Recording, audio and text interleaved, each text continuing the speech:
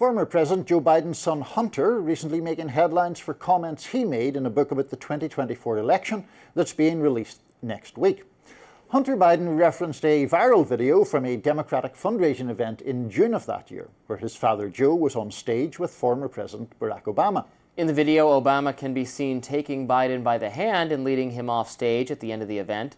Some people viewed that as a sign that the then president's physical and mental state was deteriorating. In the upcoming book by journalist Jonathan Karl titled Retribution, Hunter Biden expressed anger toward Obama for that moment, saying, quote, "I knew that this was going to be a meme that really pissed me off. I almost jumped up on the stage and said, don't ever do that to the President of the United States ever again."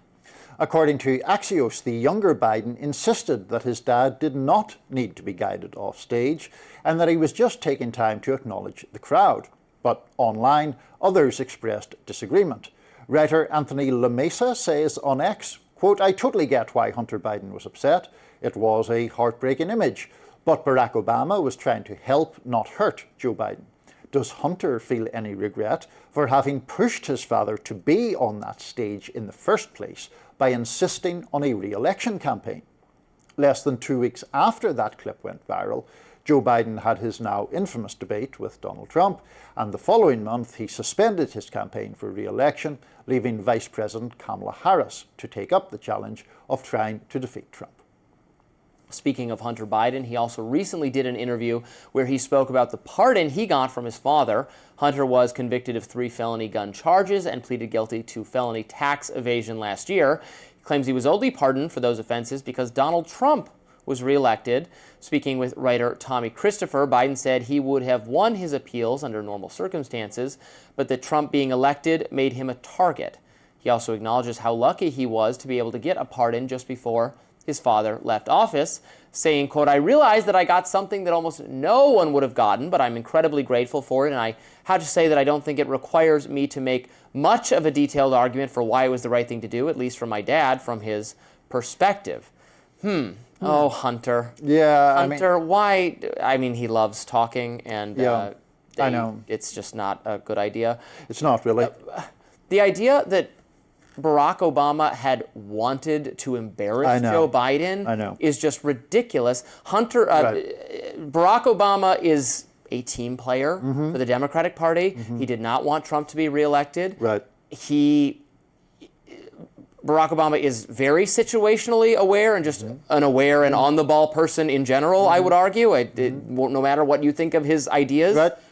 He has not entered a period of cognitive decline, and so he probably rightly grasped that evening that, oh my God, Joe Biden is not in good shape and looks a lot older than last time I saw him and doesn't remember who George Clooney and Julia Roberts are, and this is a disaster and we got to get him off stage. He doesn't know where he is.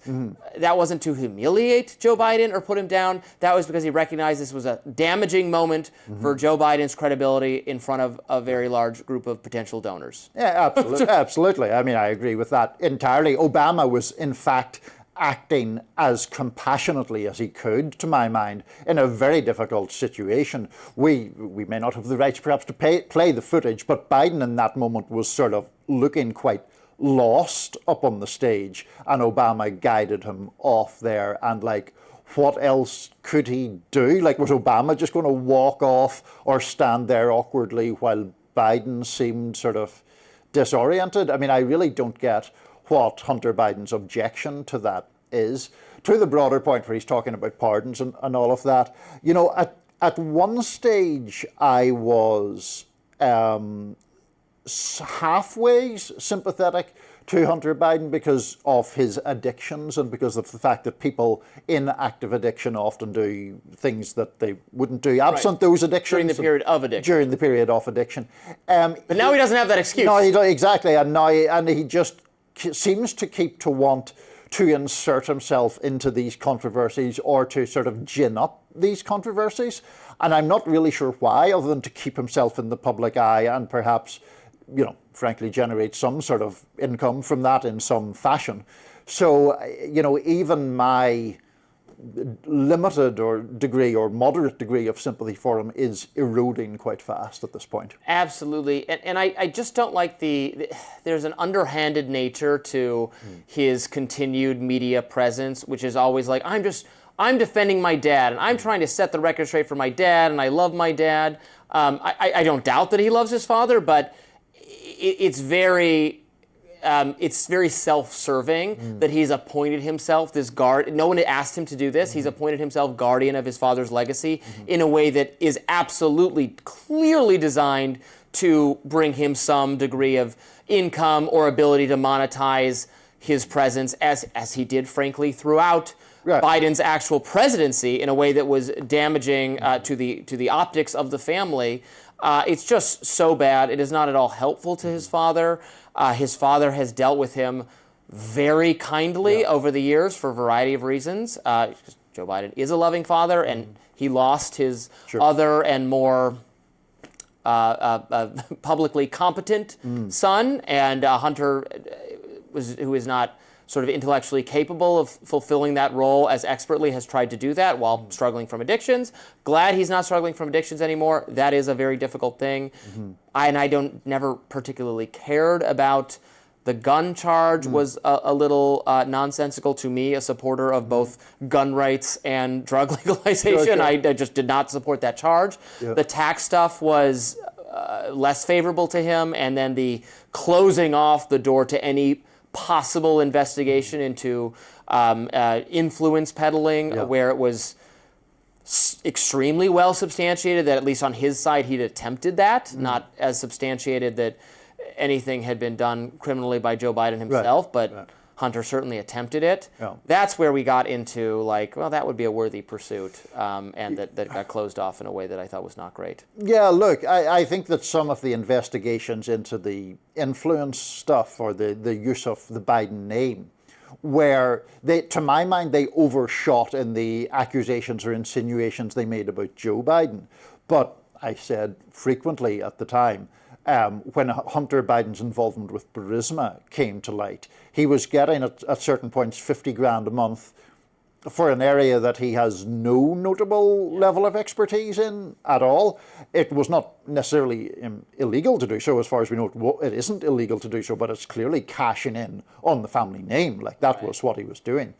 So when it gets to this sort of level where he's out there complaining about Obama, who I thought acted kindly to Biden in that moment, I don't have much time for that. Also, just as a general matter, someone who receives a pardon and then says, well, I would have won on appeal anyway. It's like, okay, if you say so, but that's not the most convincing argument I've ever heard. Yeah, the best thing he could do for his father's legacy is in tatters to some degree because of the exit Joe Biden had to make from the presidential race, but Hunter should just go be with his dad as Joe Biden faces a cancer diagnosis and medical issues. Go be with him and go help take care of him, and just don't be in front of a camera anymore would be the best thing he could do for the family. On the point of Joe Biden's legacy, I wonder, is he one of those presidents for whom it will improve a bit over time? Because certainly the nature of the withdrawal was terrible and humiliating for him and just generally grim to watch. And before that, one of the main things weighing on his political fortunes was inflation. But over time, I wonder, will some of the achievements around infrastructure and around legislation that he passed during his time as president and the recovery period from COVID and all of that, will those actually stand to him a little bit more? Maybe. Everyone's favorability seems to go up a little bit over time, but I think the difficulty he'll face, and I would actually say it might be the opposite, because people seem to remember the president's and the president's manner and how the president conducted themselves more than they remember any specific policy. George W. Bush has enjoyed something of a rebound in his popularity among liberals and Democrats who thought he was the stupidest, most awful man and hated his policy and hated the Iraq War in particular, but they remember him as, compared to Trump, someone they didn't loathe on a personality basis nearly as much, or who was kinder and has been in his post-presidency very civil and reserved, and mostly see him hanging out with Michelle Obama and is a nice man. Joe Biden will not benefit from that because he's not in a place to do that kind of thing. And I wonder what will stick with people is just that he was so old and it was such a mistake to stick it out. It will be a harder memory to shake than the policies. That might be totally unfair to him that's the case, and I could be wrong, who knows. Yeah, and that also does get back to the thing we've spoken about before, where the issue of him deciding to run for re-election, like had he not done that, his sort of epitaph, politically at least, would be he was the person who defeated Trump first time around, and then he moved along. And now, I mean, obviously it is, I'm not denying for a second that it is complicated by the grim and rather, in the true sense of the word, sort of pathetic end to his presidency. It wasn't a good thing to see. Undignified. So, yeah, it was, unfortunately. We've got a lot more to talk about today on Rising. Please stay with us.